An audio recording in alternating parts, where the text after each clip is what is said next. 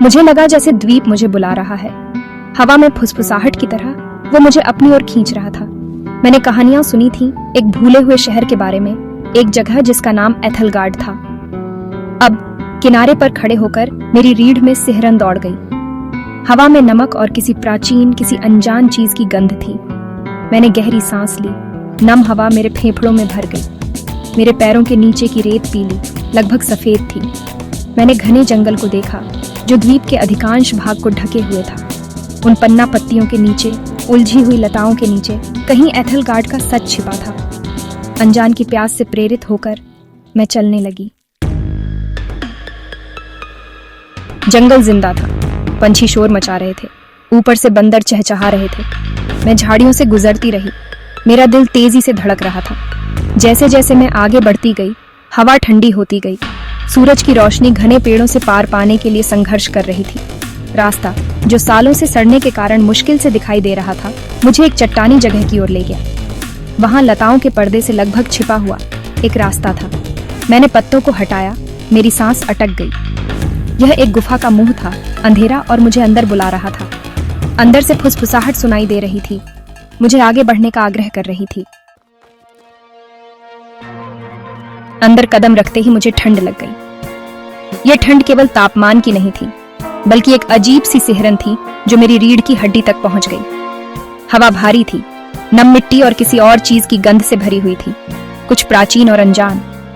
ऐसा लग रहा था जैसे यह गुफा सदियों से किसी रहस्य को छुपाए हुए है। मैं अपना टॉर्च ढूंढने लगी। उसकी रोशनी घने अंधेरे को चीरती हुई। हर कोने में अंधेरा था और टॉर्च की रोशनी से ही मुझे रास्ता मिल रहा था। जैसे ही मेरी आंखें उस अंधेरे की आदी हुई, मैंने उन्हें देखा। भित्ति चित्र। ये चित्र साधारण नहीं थे, इनमें एक कहानी छुपी हुई थी। वे गुफा की दीवारों को ढंके हुए थे, जटिल और लुभावने। हर चित्र में एक अलग दृश्य था, जैसे किसी प्राचीन सभ्यता की झलक। उन्होंने एक शहर को दर्शाया, राजसी और भव्य, ऊंची ऊंची इमारतों के साथ जो आकाश को छूती हुई प्रतीत हो रही थी। यह शहर किसी समय में बहुत समृद्ध और शक्तिशाली रहा होगा, लेकिन यह भित्ति चित्रों के भीतर के आंकड़े थे जिन्होंने मुझे मोहित कर लिया। ये आंकड़े साधारण मनुष्यों के नहीं थे, इनमें कुछ दिव्यता थी। 4 आकृतियां वास्तविक जीवन से भी बड़ी शहर के चारों ओर पहरा दे रही थीं। ऐसा लग रहा था जैसे ये आकृतियां इस शहर की रक्षा के लिए सदियों से खड़ी हैं। उनकी आंखें एक प्राचीन ज्ञान से भरी हुई मेरी हर हरकत पर नजर रख रही थीं। ऐसा लग रहा था जैसे वे मुझे कुछ बताना चाहती हैं, कोई गुप्त संदेश जो केवल ध्यान से देखने पर ही समझ में आएगा। मैंने अपनी उंगलियों से भित्ति चित्रों की रेखाओं को छुआ। मेरा दिल जोर से धड़क रहा था। ये चित्र सदियों पुराने थे और हर एक में एक कहानी छुपी हुई थी। जैसे ही मैंने उन पर हाथ फेरा, मुझे लगा जैसे मैं उन कहानियों का हिस्सा बन गई हूँ।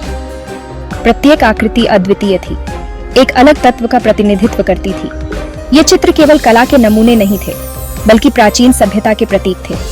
हर आकृति में एक गहरा अर्थ छुपा था, जो हमें प्रकृति के 4 मूल तत्वों की याद दिलाता था। बहते बालों वाली एक महिला थी, जिसके हाथ फैले हुए थे, हवा को बुला रहे थे। उसकी आंखों में एक अजीब सी चमक थी, जैसे वह हवा के साथ संवाद कर रही हो।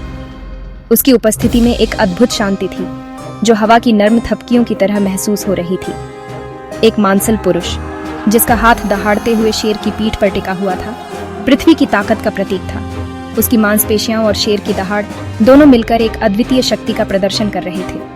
यह आकृति हमें धरती की स्थिरता और उसकी अडिग शक्ति की याद दिलाती थी। एक और महिला, जिसकी आंखें शक्ति से जल रही थीं, अपनी हथेली में एक टिमटिमाती हुई लौ पकड़े हुए थी।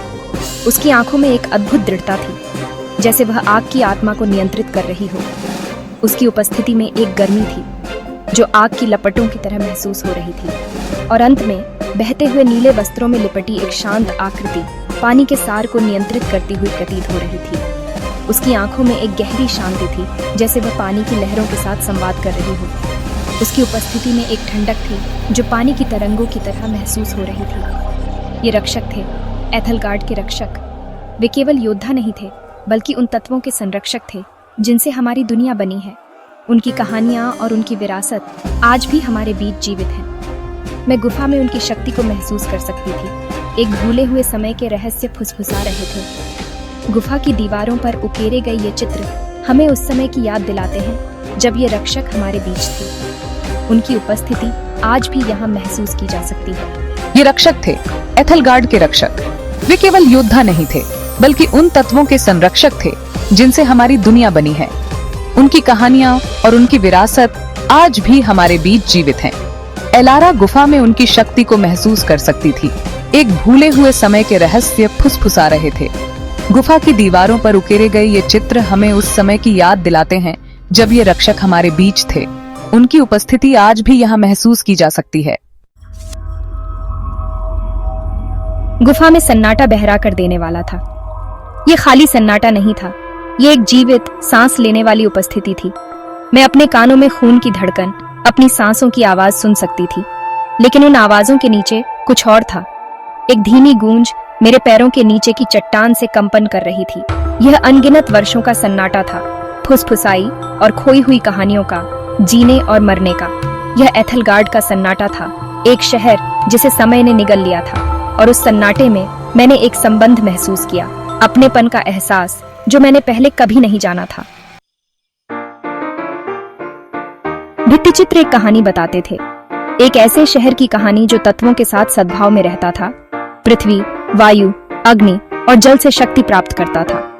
मैं लगभग अतीत की गूंज सुन सकती थी, महान शहर की छाया में खेलते हुए बच्चों की हंसी, प्राचीन मंदिरों में पुजारियों का जाप, चहल पहल वाले बाजारों में व्यापारियों की गड़गड़ाहट।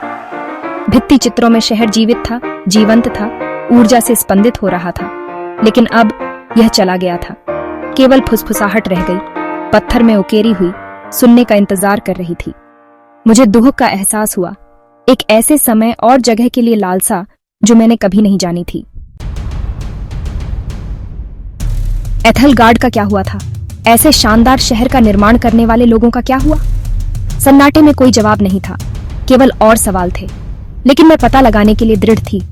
मैं अतीत के टुकड़ों को जोड़ूंगी, एथेलगार्ड की सच्चाई को उजागर करूंगी।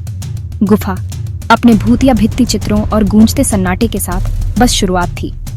यह एक द्वार था, एक भूली हुई दुनिया के केंद्र में एक यात्रा का निमंत्रण था। मैंने गहरी सांस ली, मेरी उंगलियां गुफा की दीवार के ठंडे पत्थर पर टिकी हुई थीं। साहसिक कार्य अब भी शुरू हुआ था। गुफा से बाहर निकलकर मैंने एक गहरी सांस ली। अंधेरे की गहराई से निकलकर मैं अब एक नई दुनिया में कदम रख रही थी। मैं धूप में आ गई, सूरज की किरणें मेरे चेहरे पर पड़ रही थीं और मुझे एक नई ऊर्जा का एहसास हो रहा था। जंगल अब अलग लग रहा था, जैसे कि यह मुझे बुला रहा हो। हर पेड़, हर पत्ता, सब कुछ एक नई कहानी कहने के लिए तैयार था, एक नई ऊर्जा के साथ जीवंत। यह जंगल अब सिर्फ एक जगह नहीं था, यह एक जीवंत प्राणी था जो मुझे अपने रहस्यों में शामिल करना चाहता था। मैंने छिपे हुए प्रवेश द्वार की ओर देखा, जो पेड़ों और बेलों के पीछे छिपा हुआ था।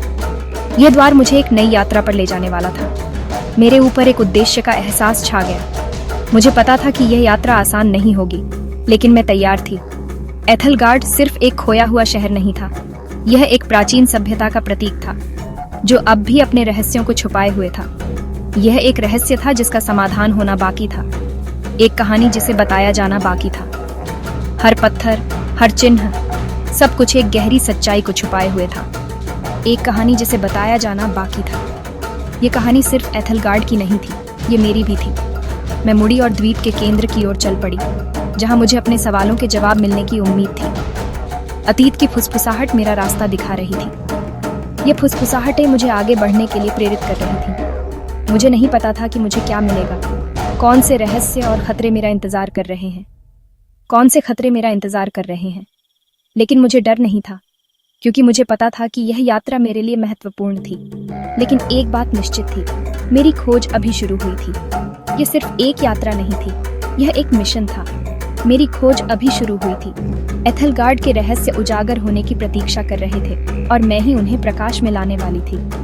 एथेलगार्ड के रहस्य उजागर होने की प्रतीक्षा कर रहे थे और मैं ही उन्हें प्रकाश में लाने वाली थी। यह मेरी कहानी थी और मैं इसे पूरी तरह से जीने के लिए तैयार थी और मैं ही उन्हें प्रकाश में लाने वाली थी। यह मेरी यात्रा थी और मैं इसे पूरी तरह से जीने के लिए तैयार थी।